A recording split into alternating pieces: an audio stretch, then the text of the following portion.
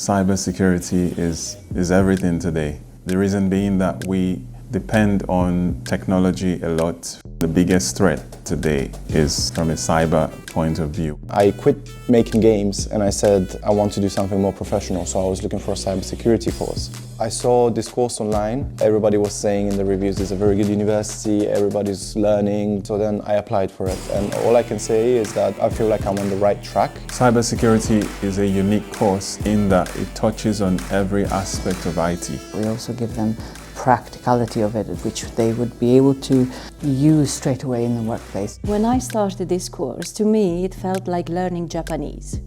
I had no idea what was happening, but after a few weeks everything started to make sense. It's good to have the practical part, not just the theory. I love the labs. I love to see one day I will be doing that full time. You can be a data analyst, you can be even ethical hacker like pen testing. It's a variety of jobs. When I decided to go for cybersecurity was that maybe I'm too old. I would be the oldest in my class, but no, I think there's no age. You can learn at any age because it's worth it. I love it.